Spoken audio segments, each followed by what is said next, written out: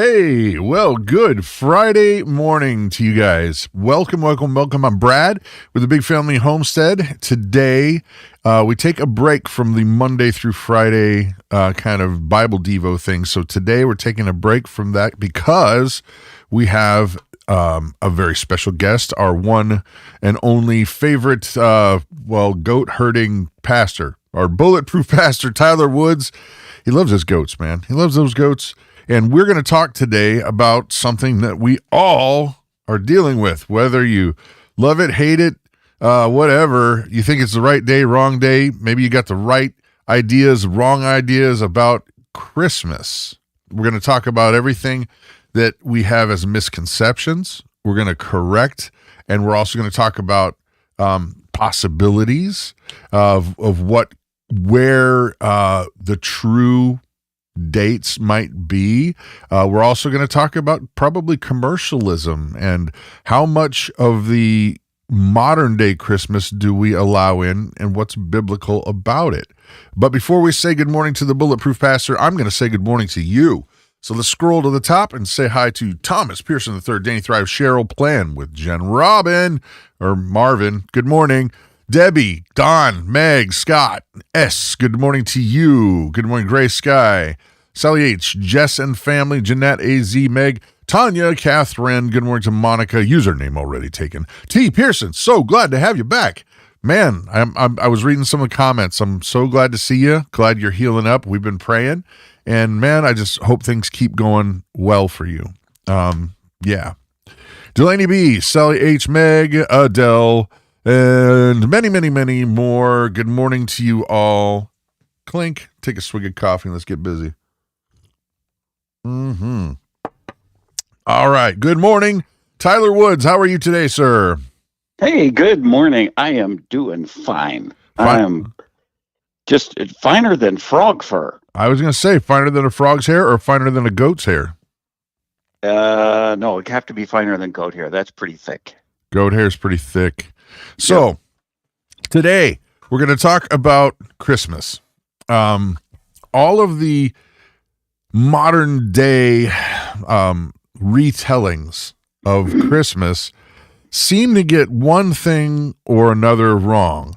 And I just don't understand why it is that people just literally don't read their Bible. Because that's what it is. Yeah, it's all right there. It's not confusing. It's that we've confused it for probably, I don't know. I mean, commercial gain, maybe? I don't know. We have allowed tradition to get in the way of truth. Actually applying real math and figuring it out. It's all there. Right. But tradition has changed it all. Well, let's talk about the actual facts, what we have as facts. And we can't start in the manger. We've got to start before the manger, and we've got to start you got to back up. We got to start even before Mary and Joseph. We got to get to Zechariah. And you betcha. You bet, because we're talking about Jesus' cousin here, John the Baptist, or second cousin, because Joseph wasn't the dad. And we got to think about that too. So let's talk about before. Well, Joseph was the dad. He wasn't the father. Right. That's exactly.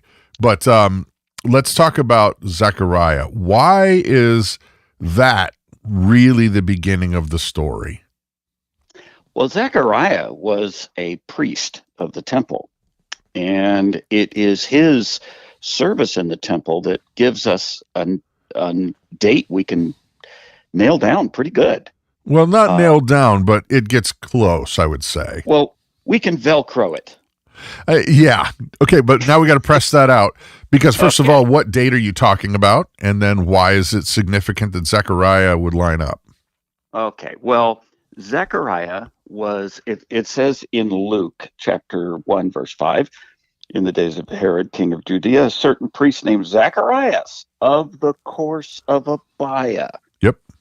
And his wife was of the daughters of Aaron, and her name was Elizabeth. So that tells us his numerical order of priestly service in the temple. His duties. David. His duties. His duties. And David divided up the uh, well, actually, it went a little earlier than that. But in First Chronicles chapter 24, it says that the priesthood was divided into 24 um, priestly orders, if you will. And they were named after the priest at that time. The names were kept, and Abijah was, I think, what, 17th, 18th, 15th, something in order down the line. Right. And they they took turns in the temple serving in succession and in order. And Abijah's service, the block of time of Abijah was, about middle of June. Yep. And that's when Zacharias was in the temple serving, when the angel came and visited him and said, hey, Elizabeth's going to have a son. So he's okay. Just for those who may not be familiar, you've got a priest who's serving in the temple.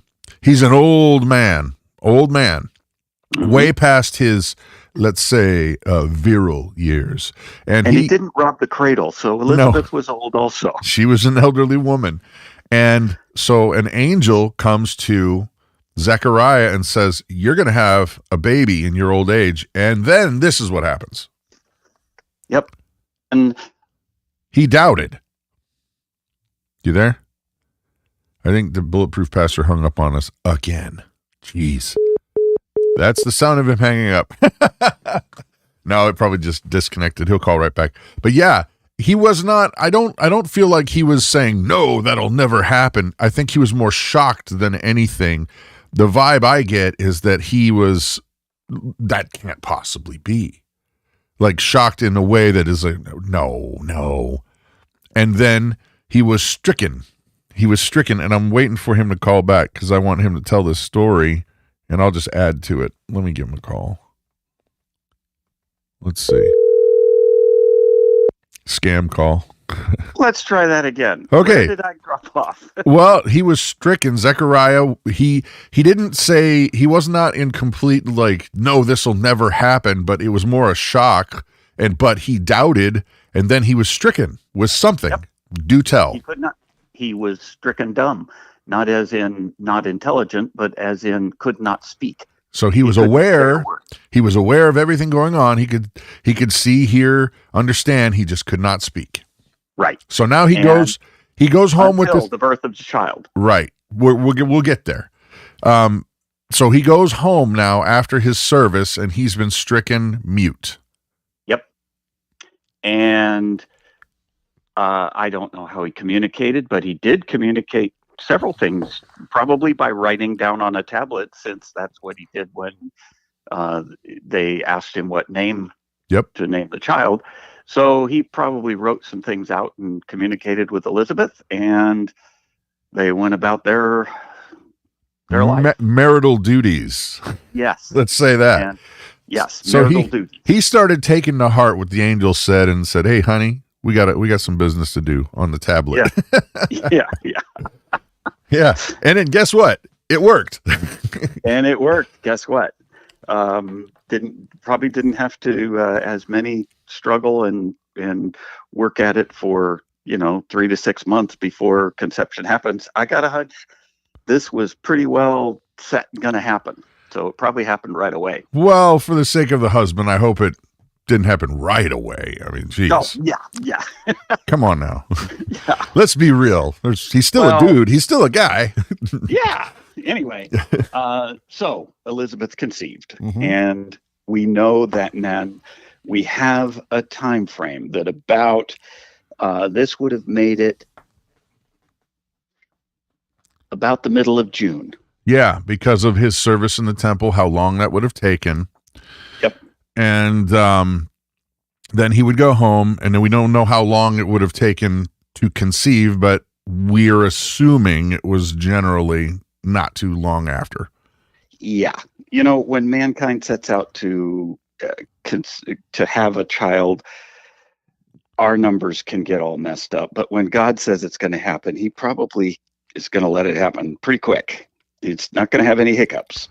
I want to pause right here just real quick, because I can kind of see in the channel vibe, like there are folks who are enjoying this tongue-in-cheek conversation, and then there might be some people that are going, oh my gosh, what are they talking about? And here's the thing I want to point out. It's easy for us to gloss over when we're reading these biblical accounts. It's easy just to pass over the fact that we're dealing with real humans, not storybook legends that you've made up in your mind, and it's just how your painting is on the wall, and that's just how they are. These are people that had, bodily functions. They got hungry, they got tired, they got irritated with each other. They did like each other maritally. All of these things get kind of lost in the translation when we read it, because we kind of just look at these things and go, wow, we assign them like stories instead of real live humans. And I want to point that out because these things are real. And we're looking at a retelling, and it's not a perfect retelling for us because we didn't see it. We weren't there. And what we have is what's important that the Holy Spirit needs us to know. But when you really unpack it, the humanity will show through. Yes, absolutely. So Zechariah, he's home. So Zechariah, and Elizabeth is now pregnant, and she goes 6 months, and in that time, there is an event that happens with Mary.